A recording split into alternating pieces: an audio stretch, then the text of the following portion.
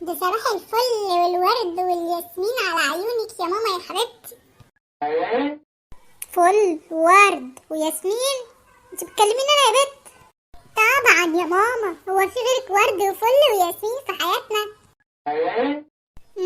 طيب بقولك ايه بقى، هاتي من الاخر، عايزه ايه يا حبيبتي على الصبح؟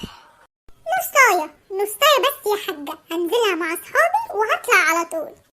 طب وانا مالي يا حبيبتي، ابوك عندك جوه اهو، خشي قوليله. ما هو ده اللي انا عايزاه يا ست الحبايب، وحياة امك قوليله انتي. ولا فاضيه للكلام الفاضي ده، انا عندي غسيل ولازم اخلصه. طب واللي يخلص لك الغسيل؟ ايه؟ طب وريني الشطاره.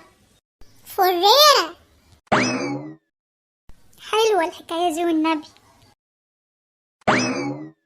يا ماما، غسلتلك الغسيل ونشرتهولك كمان. قلت لبابا؟ يوه، ده انا نسيت، ده انا لسه ما عملتش لابوك الغدا.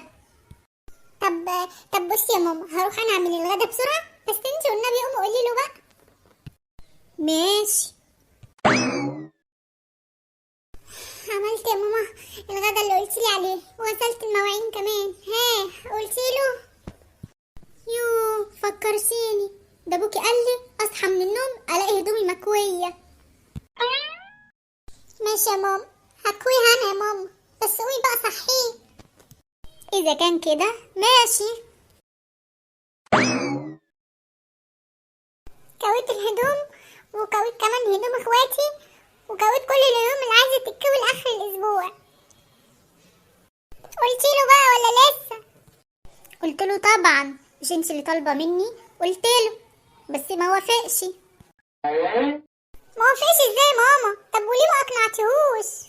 والنبي يا بنتي ما سكت، ده انا فضلت احايله ما يردش، اقول له يا حاج ما يردش، اقول له يا اخويا ولا يرد ولا يعبرني. ماشي يا ماما، معلش تعبتك معايا.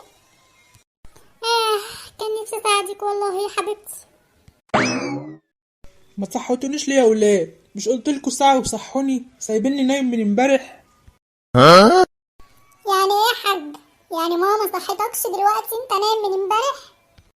يا بنتي سايبيني اما صدعت من النوم. يا ماما، ما فضلت احايل وما يردش واقول له يا سيدي، وعملت اللي فيها بقى سلطان. ايوه يا حاج، بتنسي انا جايه اهو يا اخويا.